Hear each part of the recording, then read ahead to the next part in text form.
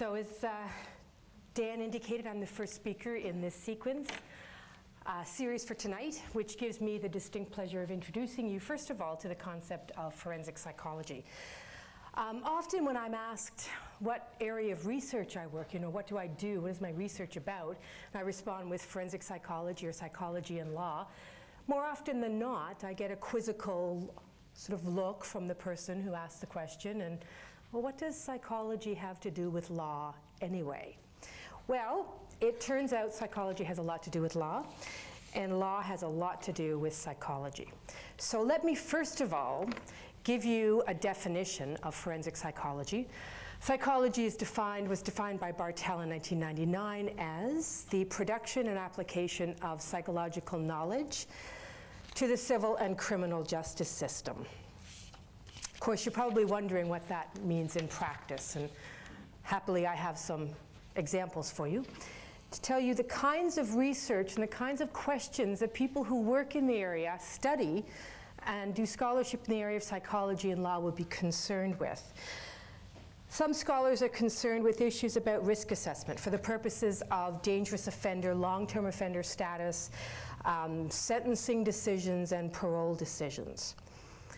Mental health evaluations for the purposes of criminal responsibility and determinations of fitness to stand trial are issues that forensic psychologists are concerned with. Some scholars also look at evaluating and treating persons who are detained in correctional facilities. Youth violence is an important area that forensic psychologists are concerned with. Forensic psychologists might also be involved in evaluations for the purposes of child custody and child access. Eyewitness identification and factors that may increase or decrease the accuracy of eyewitness identification is another example of psychology and law. Confession evidence, conditions under which false confessions might be given, and interviewing young children who claim to have been victimized is another area, and specifically is the area that I focus on in my research as a scholar in the area of psychology and law. My research is concerned primarily with children as witnesses in criminal court, and often when young children are witnesses in criminal court, they're also victims or alleged victims of a criminal offense. In my talk tonight, I'm going to focus on children's perceived credibility. The focus of my talk, or the context within which I'm going to talk about children's perceived credibility, is the context of children who claim to have been sexually abused. Now, that's the context I'm going to use to describe some of the research that I've been doing, although the principles and the phenomena that I talk about will apply to a number of different contexts. I'm going to start by discussing some of the ongoing research that my students and I are doing in my lab. And then I'm going to expand that a bit and talk more broadly about other issues that are relevant to perceptions of children's credibility. So let me start by giving a little bit of background, legal background specifically, that concern children's participation in criminal court. This is a quote from Wendy Harvey, who is one of the lead prosecutors in the Lower Mainland dealing with children as victims. She stated that before 1982, sexual offenses involving children were virtually impossible to prosecute to conviction. There were three reasons why it was almost impossible to prosecute to conviction a charge where the alleged victim was a young child. The three are the recent complaint doctrine, judicial warning requirements, and attitudinal barrier. So let me go through those very briefly. The recent complaint doctrine was abrogated in 1983, and I'm going to tell you in words, first of all, and then I'm going to illustrate it, what the recent complaint doctrine was. It stated that any victim of a sexual assault or sexual offense was required to complain at the first available opportunity, and failure to complain at the first available opportunity meant that the trier of fact was required to draw an adverse inference with respect to credibility. I can say that one more time a little bit more quickly. Any victim of a sexual offense was required to call the police immediately. And if they didn't call the police immediately, when or if the case went to trial, the trier of fact, that is the judge or the jury, was required to draw an adverse inference with respect to credibility or consent. Now, we know that the majority of children who are victims of sexual offenses do not complain at the first available opportunity. In fact, upwards of 2/3 of children wait for a considerable amount of time before complaining. And so, prior to 1983, when this recent complaint doctrine was operative, their evidence would have been the subject of an adverse inference with respect to credibility. That's a big problem for children, and I'll talk about that in a little bit more detail in a moment. There was also, until 1988, a legal requirement that the court warn the trier of fact of the dangers of convicting on the uncorroborated evidence of an unsworn child. And that was a legal principle, a requirement.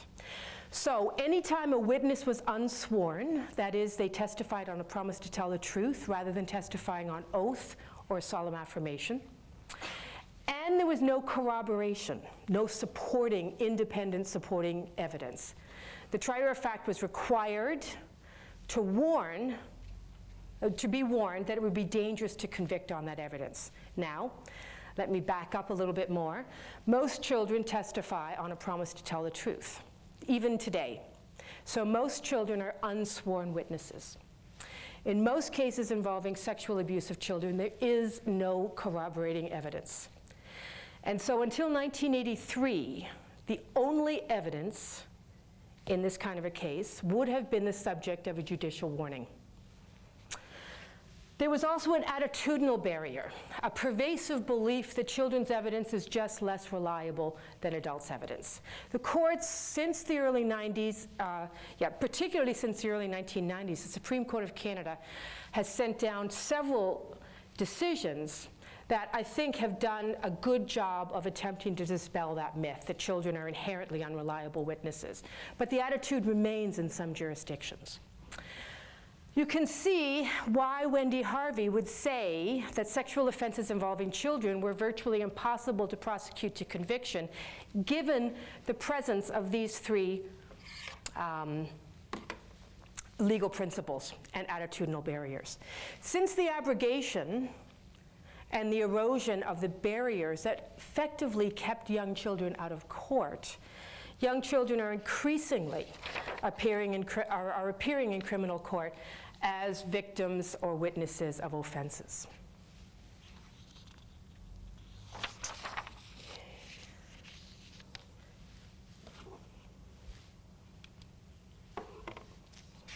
As I said earlier, oftentimes when children are victims of a sexual offense and are witnesses in criminal court, there is no evidence other than the evidence of the child and the denial of the accused. There's no corroborating evidence and no independent supporting evidence. This means that the perceived credibility of the child, along with the perceived credibility of the accused, is determinative of case outcome. It is the evidence on which the trier of fact will determine the outcome of the trial. In fact, from the time an allegation is made and an investigation is triggered, members or people working in the forensic system are making evaluations about that child's credibility, and based on their evaluation of the child's credibility are deciding whether and how to proceed with the case. This in part led some scholars to state that perceived credibility may be at least as important as actual accuracy. After all, it's the child's ability to communicate credibly, along with the ability of those working in the forensic system to understand the child's communication, that's often determinative of outcome both at the investigative and adjudicative stages. So, My talk today will focus on factors that influence perceived credibility of young children. There is one more thing, however, I should do before I talk about the specific research that we've been running, and that is define credibility for you. Black's Law Dictionary describes credibility as worthiness of belief. Does that help anybody out? Any more than the word credibility? It doesn't help me out much at all. But I think everybody has a sense of what credibility is. When I say the word credibility, it probably conjures up some idea, at least, of what that means. What might not immediately have come to mind is the notion that credibility really has two features, two distinct features that operate a little bit differently. Those two features I call honesty, or I don't. They are called honesty and cognitive ability. Honesty is concerned largely with the will to report details of an event accurately and completely. Whereas cognitive ability is concerned, generally speaking, with the ability to report details of a past event accurately and completely. This distinction between honesty and cognitive ability becomes important when I talk about perceptions of credibility across different ages. But that's going to come a little bit later. There are a number of features of both a declarant and a report that have strong and important influences on perceptions of credibility. The age of the declarant is important. How consistent the report is important. How consistent is the report is important to perceived credibility. Confidence, actual accuracy, and event frequency. I'm going to talk about each of these and start with a discussion of the importance of event frequency in perceptions of children's credibility.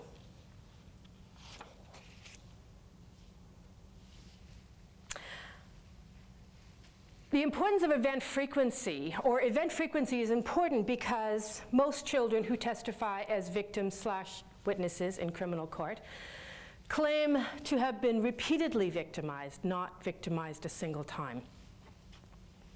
And so how children report instances of a repeated event and how we, adults, interpret children's reports of instances of a repeated event becomes a very important forensic question. Now, I just started talking about an instance of a repeated event rather than a repeated event itself. And I did that very precisely and for a very important reason. I did it for a legal principle, the last legal principle that I want to introduce you to. It's called the Sufficiency Principle. The Sufficiency Principle states that an indictment or a charge must be specific enough so as to lift it from the general to the particular. So, that makes sense. Does that make sense to people? It doesn't make sense. Dan is saying no, it makes no sense. And he's the chair of the department, and if he doesn't get it, then I gotta bet many of you don't get it. A charge must be specific enough that the accused person can distance him or herself from it. It's a principle of fundamental justice. It would be simply unfair to charge somebody with a crime that is articulated so vaguely that the person cannot distance, they can't raise a defense. So, now I can't tell you what that means on a case-by-case basis because that becomes legal argument. But the principle is that the indictment or the charge must be specific enough to allow the accused to raise a defense. Principle of fundamental justice, and I think we would all agree that that's a good thing. It makes it a little bit difficult, however, for victims who are claiming or alleging to have been repeatedly abused, because it often requires that that person report a particular instance or a subset of instances of the repeated abuse. And that is a very difficult task. My students and I are doing a bit of research, or actually quite a bit of research, in the area of children's memory for repeated events or instances of repeated events. What I'm going to talk about tonight is not that research, but how is it perceived? How is it in terms of credibility? How believable, I suppose, does the report appear to be?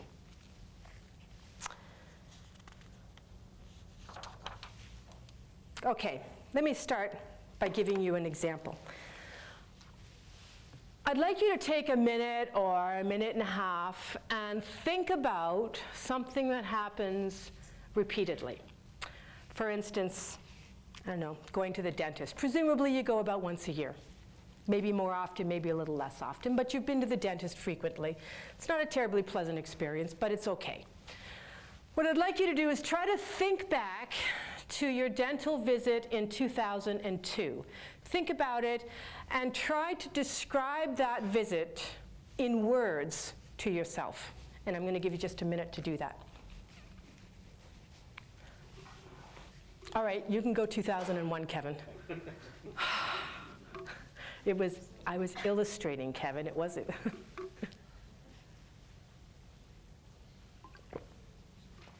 Okay, now what I'd like you to do is think about something that may have happened once. Hopefully it doesn't happen often. For instance, being involved in a minor car accident. So think about a time when you were involved either as a witness or as a victim or as a driver in a minor motor vehicle accident. And tell yourself in your mind what happened when you were involved in that accident. And I'll give you a minute to do that.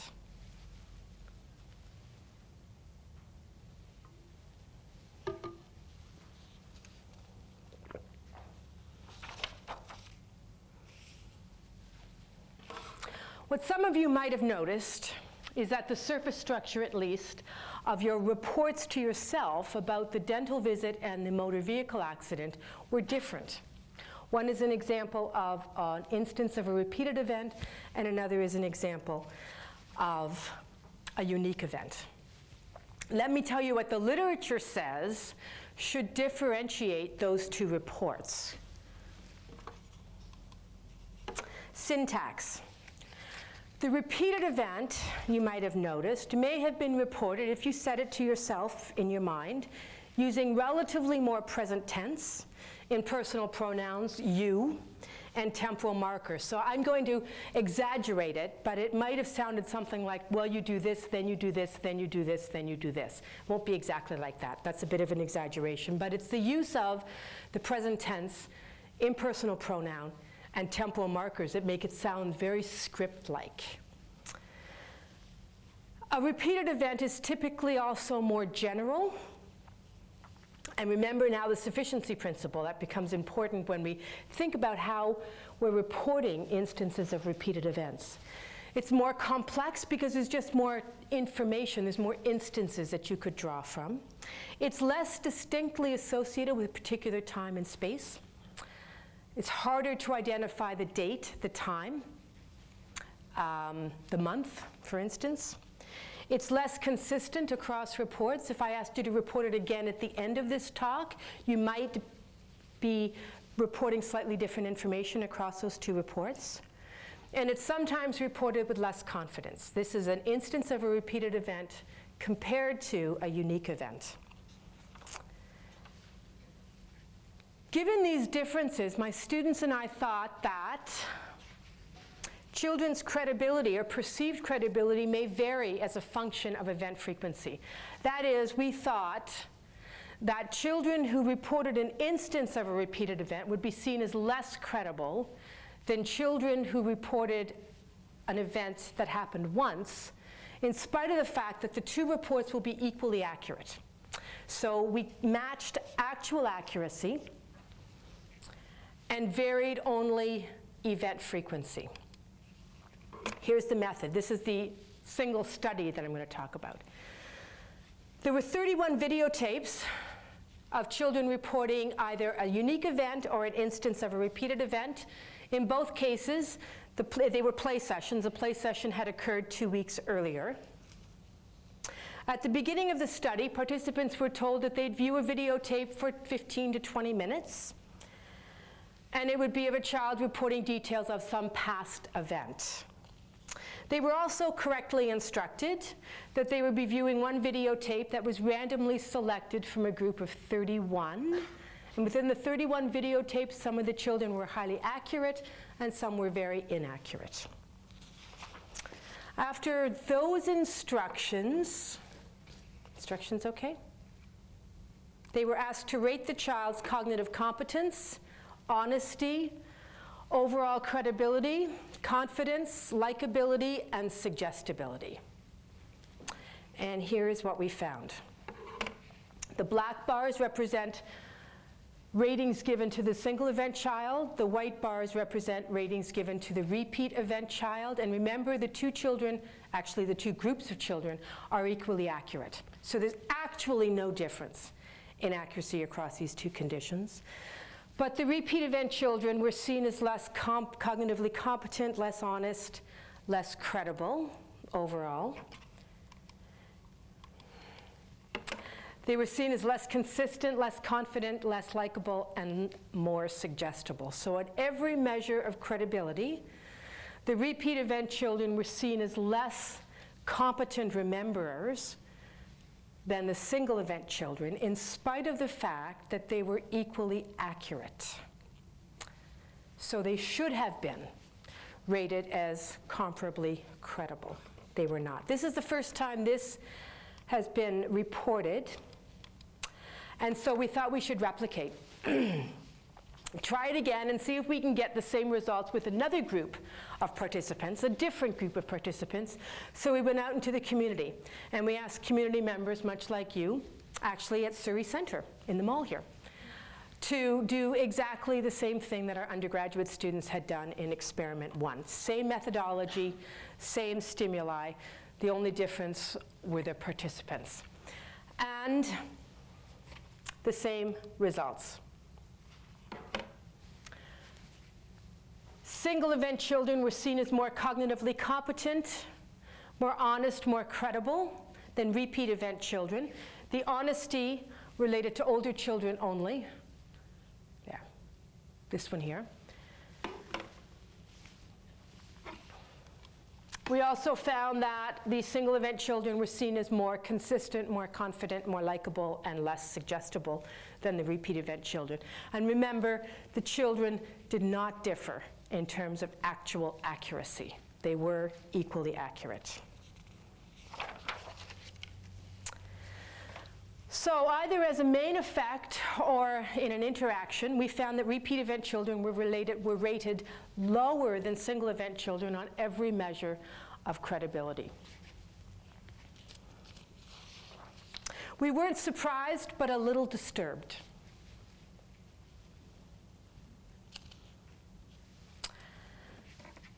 I don't have a whole lot of time left. I want to take a few minutes to just talk about a couple of other variables that influence perceptions of credibility. Age of the declarant influences perceptions of credibility. I talked earlier about the theory that credibility is about honesty and cognitive competence, and that becomes important in understanding age differences in perceptions of credibility. Generally speaking, younger children are seen as more honest but less cognitively competent than older children and adults. How does that translate into ratings of credibility? Well, in the following way. In cases where honesty is relatively more salient, younger children will be seen as more credible than older children and adults. Now, what do I mean by honesty is more salient? I'm talking about cases where if the declarant has the will to report details accurately and completely, they will remember them and report them accurately and completely. So cases, for instance, of child sexual abuse perpetrated by a familiar adult. If it actually happened, the notion is that a child would remember the forensically relevant details. Given that they're seen as more honest than older children and adults, they're seen as more credible because in that kind of a case, honesty is more salient. In cases where accuracy or cognitive competence is relatively more salient, older children and adults are seen as more credible than younger children. Now, accuracy will be relatively more salient in cases where even if the witness has the will to be accurate and complete, errors are possible. And in fact likely because the information is difficult to remember. So an example of that might be witnessing a motor vehicle accident and having to testify, for instance, as to whether the light was red or yellow or green when the car proceeded through the intersection, or how fast the car might have been going at the time the collision occurred. Those are difficult concepts to understand and difficult information to remember, and so cognitive competence is more salient in that kind of a case than honesty. And an older child would be seen as more credible than a younger child. So it's a bit of a complex interaction when looking at age differences and perceptions of credibility. Rapport consistency is another predictor of credibility. A consistent witness is seen as more credible than an inconsistent witness. No surprises there. What might be surprising is that the relationship between consistency and accuracy is actually moderate to weak. So an inconsistent witness is not necessarily an inaccurate witness. It may indicate an accuracy, but it doesn't necessarily. And my example of the repeat event, children, might help to illustrate conditions under which an inconsistent person may in fact be quite accurate. We know from other research that my students and I are doing in the lab that when children report an instance of a repeated event, they often confuse details across instances. And this leads to inconsistencies within an interview and across interviews. So they'll give different information in free recall and cued recall, for instance. And they'll give different information in interview 1 and interview 2. We also know, because we know exactly what the children are reporting, we know what happened, that the children, when they're inconsistent, in fact, are not inaccurate. They're highly accurate. They are reporting details or details that they experienced. They just didn't experience all of those details in the same instance. In fact, our repeat event children rarely report details that didn't happen at all, although their reports are quite inconsistent. A confident witness is seen as an accurate witness, but in fact, the relationship between confidence and accuracy is weak at best. There's a couple of reasons for that. There are factors that influence a person's confidence, but have no effect on their actual accuracy. So, for instance, time alone will increase a person's confidence. As time goes by, they become more and more confident in their report. Of course, time has the opposite effect on accuracy. They become less accurate over time, more confident. So that means the relationship between the two is weakening. If a person learns that there's another witness or other evidence that supports their testimony, they become more confident, although that clearly has no effect on accuracy. So the presence of other evidence, other witnesses supporting their story will increase their confidence without increasing their accuracy. The more times a person is interviewed, the more confident they become in their report. It's not increasing accuracy, but they're becoming more confident in their report. So as you can see, if we have factors that are making people more confident but not having an effect on accuracy, the relationship between these two is weakening. And it becomes weaker as more of these factors are present in the context. Okay. I was going to talk about actual accuracy, but I'm running really low on time. Let me just tell you that, in fact, it's a very odd set of data. Most studies find that there is no relationship between actual accuracy and perceptions of credibility in children's reports. So they are just as likely to say an accurate report is non-credible as they are to say that it's credible. Here's my take-home message. What does all this mean? Although I presented this in the context of triers of fact as individuals who communicate with others and with children, you are constantly making evaluations about the credibility of a declarant's report. There are characteristics that you may believe indicate inaccuracy. For instance, inconsistency, lack of confidence. And indeed, they may indicate that the report is inaccurate. But there are other explanations for those report characteristics. Those other explanations should be probed before you determine or decide that that report is inaccurate or is inconsistent and therefore inaccurate, or not confident and therefore inaccurate. Okay, thank you.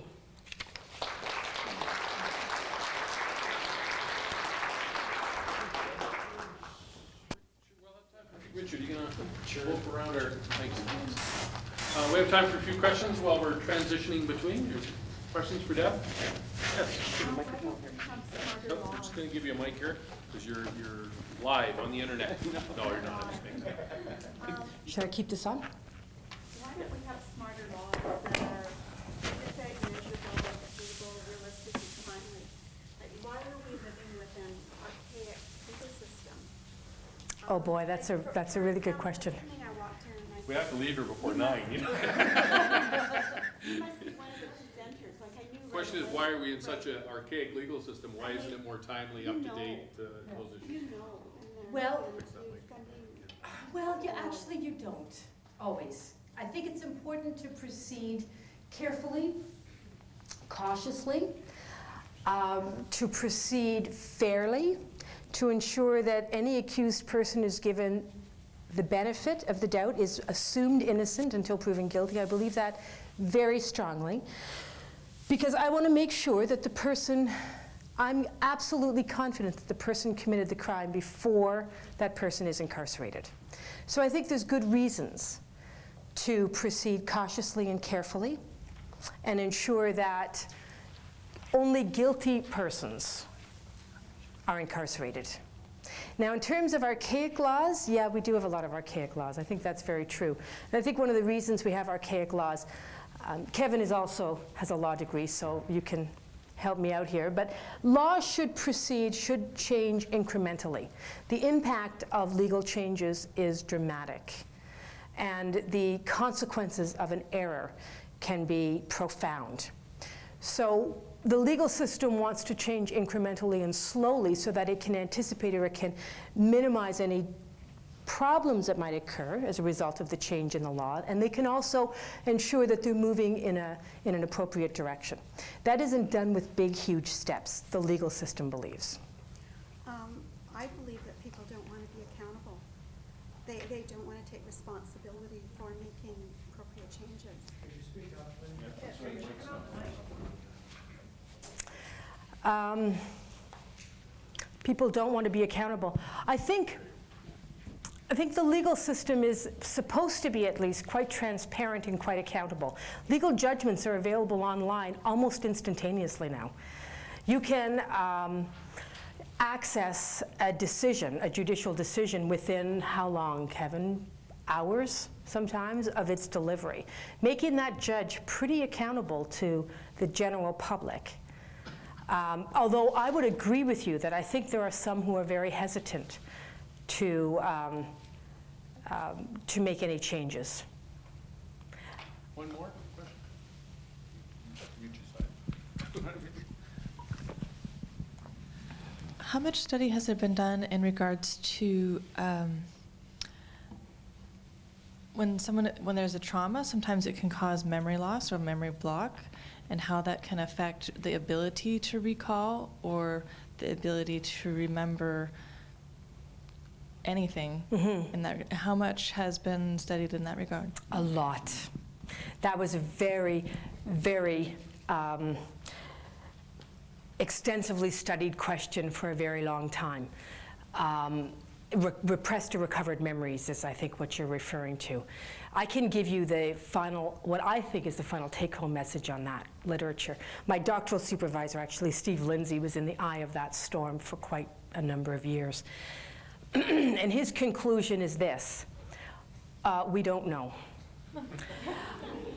It's probably the case that, that traumatic events can be repressed. And it certainly is the case that not all traumatic events repressed, or not all people repress traumatic events. And conditions under which some people might and most won't are really unknown at this point.